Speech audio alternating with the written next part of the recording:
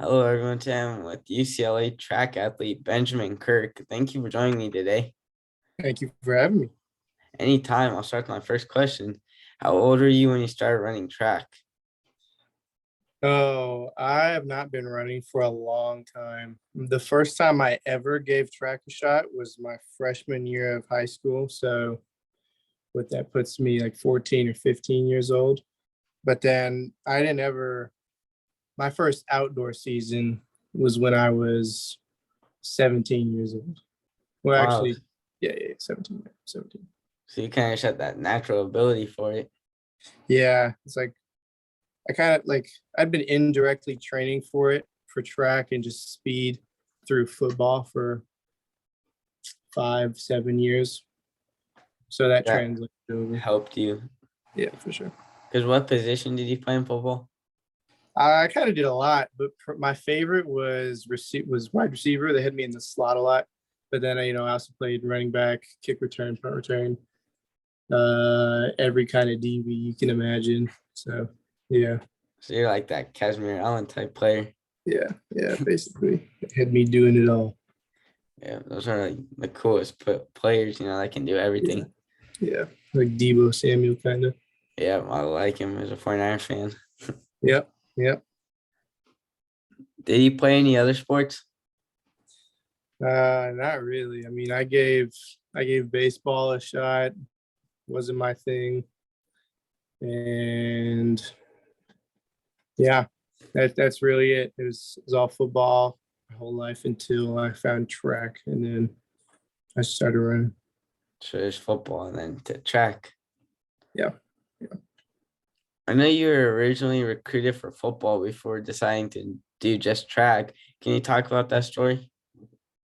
Yeah. So my freshman and sophomore year of high school we had a different coaching staff than I did for football. We had a different coaching staff than we ended up having our my junior and senior year. And so my freshman and sophomore coaching staff, their offense was much more through the air, which was where I shined because I kind of always had like natural speed. So the kind of West Coast offense where everything is air attack, deep balls, that kind of thing. That's what I Yeah. thrived in. But then that coaching staff got replaced for one reason or another, and the new coaching staff that got brought in was all about running the ball, just up the middle all the time, and it wasn't really suiting my like my play style, what I was used to, or what I was just naturally good at. And that and among other things is what ultimately led me to just stick to track. But yeah, freshman and sophomore year, I was invited to play in a couple of All-American games in Florida sophomore year, Utah freshman year. And before I quit, I had some looks from Michigan State, CU Boulder, and a bunch of local Division II schools. So you had some big name programs too. Yeah. I originally wanted to play football in college, but just trust the process, I guess. Yeah, and it worked out. Yeah, Back. for sure.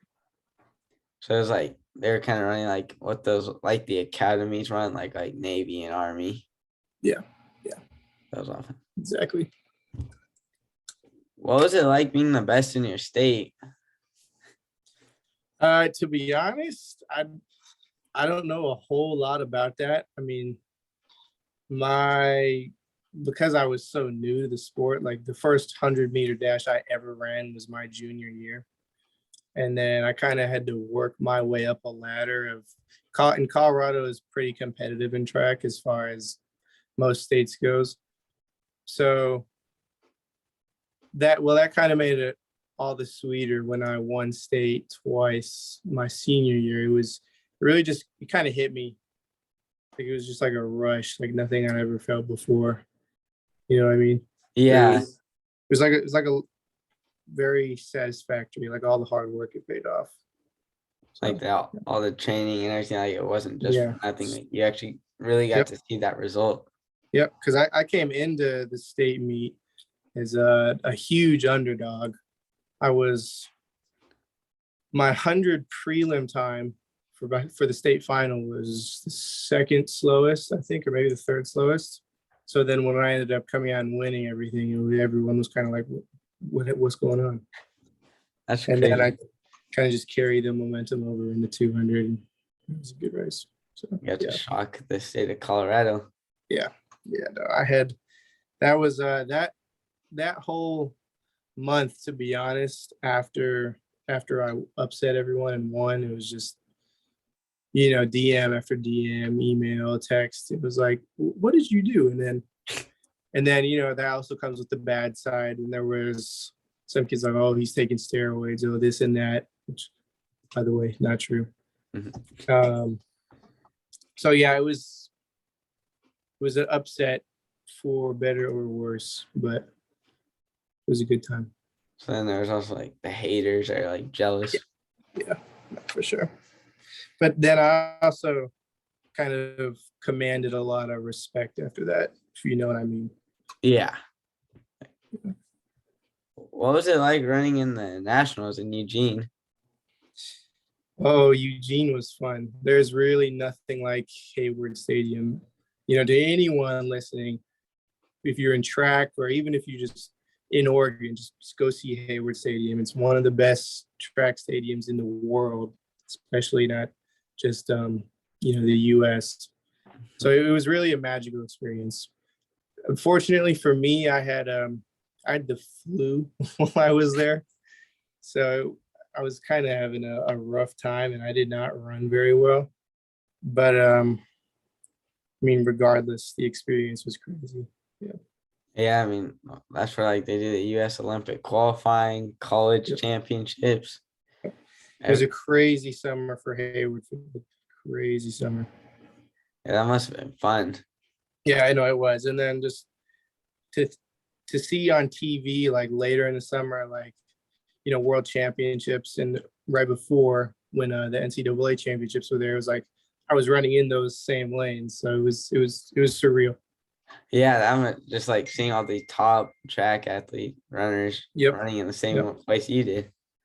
Yeah, and actually the craziest thing to me was I ran my 200 prelim in the same lane that Sydney McLaughlin ran her world record in. Really? Yeah. Wow. Yeah, isn't that pretty cool? That is. Yeah. So history. yeah, no place like Hayward. No place like Hayward. What made you pick UCLA? Well, a combination of a lot of things, to be honest. When I first started taking track seriously, my times were like approaching Division I standard, but not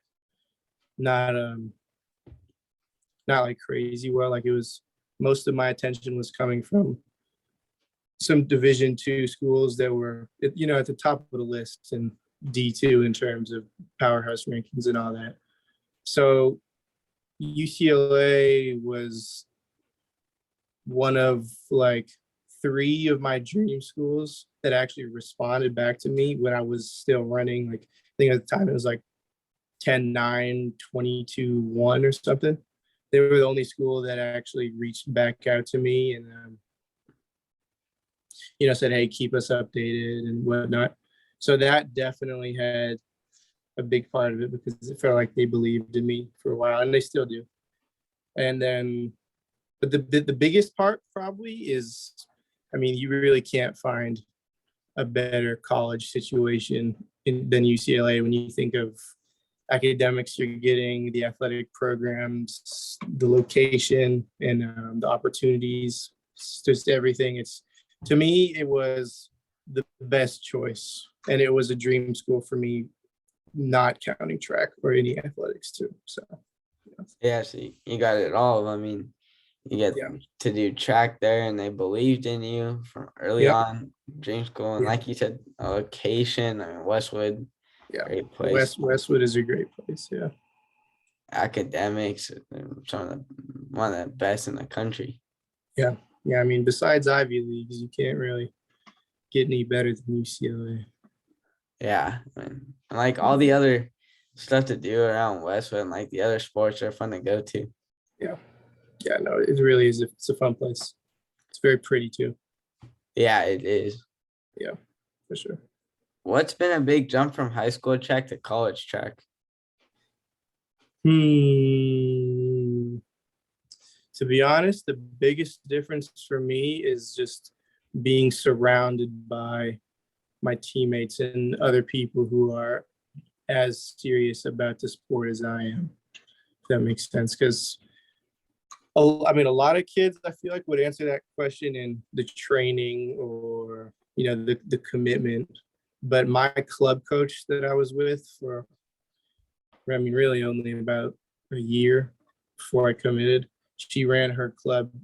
She used to be a Division I coach at UNC. So she ran her club program very similar to how you would expect a college track program to be. It's very vigorous, a lot of commitment. So that really prepared me. But then, yeah, like I said, the biggest change was definitely just being surrounded by, all this talent and all this competition, which was a good thing. Yeah, so since you already prepared for the training part, like everyone has the same goal, like track, they're focused in, and they were all probably like the best at their high school. Yep. Yep, exactly. So it was, yeah. And the craziest thing was just being able to train with, kids who are already representing their countries at world championships, representing Team USA, etc., Olympic trials, all that. So that is, yeah, representing their country. Yeah, we've got more than one person representing Canada right now. We've got more than one representing Team USA as well, and I'm sure there's, a few others that I'm not thinking of.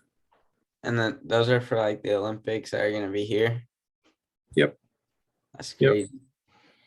Yep. What are your goals for UCLA? Academically, athletically, or just anything? Any. Okay. I'll start with academically. It's definitely just to kind of find my passion, because I mean, I'm sure you know this as well. Just like every other high school student in America, you don't really know what you want to do just based on, the classes you have to take in high school. And the high school I went to was very much so like that. And generically, it was, oh, you have to take, 4 years of math, 4 years of English, all this. So yeah, I definitely want to just find my passion. And athletically, I'm trying to stay away from goals that include specific numbers or times, because I'm so new to the sport. I really just want to, my biggest goal is to maximize my potential. If that makes sense. Yeah. And whatever that leads to is where I'll be happy. So just like find what you want to do like after track, and then like for like your passion, and track, just get the best potential that you have and know that you didn't leave anything like, oh, I could have done exactly. that. Exactly. Yeah. What events do you do? I do short sprints. I used to do long jump in high school, but I gave that up to focus on sprints more. So yeah, it's 100, 200 meters outdoors, 60 meters, 200 indoors.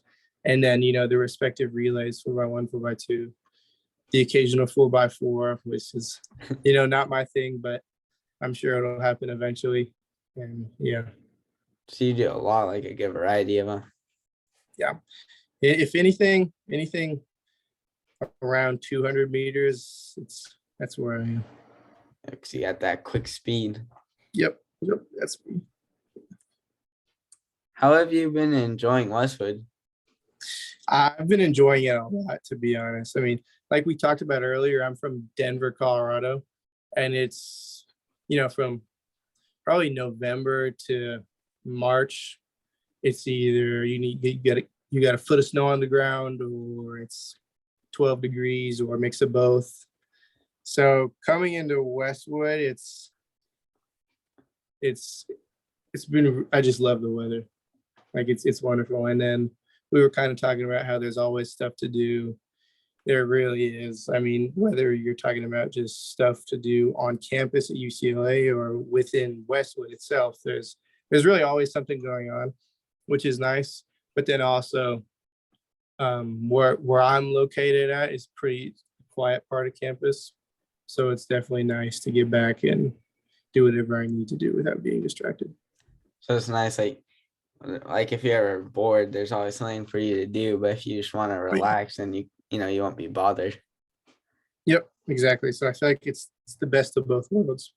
Yeah, and then probably for you, you can just wear shorts a lot because Yep. Yep, all the time. I've probably worn pants one time since I've been out here, like long pants, because I mean, there's really not any need to, and especially coming from somewhere cold, like I overheat really quick right here. Really? Yeah. So you'll see me in shorts and t-shirts unless it's 40 or 30 degrees. Yeah. How would you describe yourself off the track? Let's see, off the track. Definitely outgoing and kind of always like a risk taker. I think is definitely a big thing, whether that's, risk taking, like going up and meeting new people or trying something new, like skydiving, for example. Just kind of, it's kind of all out there. That makes sense. You're outgoing, then basically just do anything. Yeah, always down for whatever for you. And the last question I have is for fun. You get to take any three track athletes to dinner. They could be past or present. Who are you taking? That's a good one. I feel like number one, I've got to go with Usain Bolt. A little generic. I think I have to do it. Like there's no way getting around it. Who else? I want to say Johan Blake too, but I actually think my second is going to be Sydney McLaughlin, because she is, I mean, kind of like Usain Bolt. She's dominating her event in a way that has never been seen before. Yeah. So those two already at the table. That's a lot of greatness to learn from right there. And then third,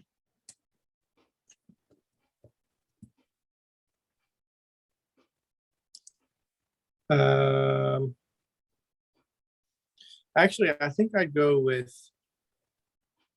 probably Noah Lyles. That's another Just three greats right there. One that Noah is still pretty young. He's got a long way to go, and he's already came a long way. So I think Usain, Sydney, and Noah would be a pretty elite dinner table. That would be, just getting to find out like what it's like to just be dominant, always the best. Yeah. And especially, I love Noah's personality. Yeah. At least what he exhibits on the track, and whatever the media perceives. But I like his personality. Be around. Yeah, definitely. He seems kind of like me. Maybe be a risk taker with you. Yeah, right. Exactly. You jump out of a plane with me. All right, thank you for taking the time to join me today. Yeah, for sure. Thanks for having me, Nathan. This was fun. Anytime, it was fun.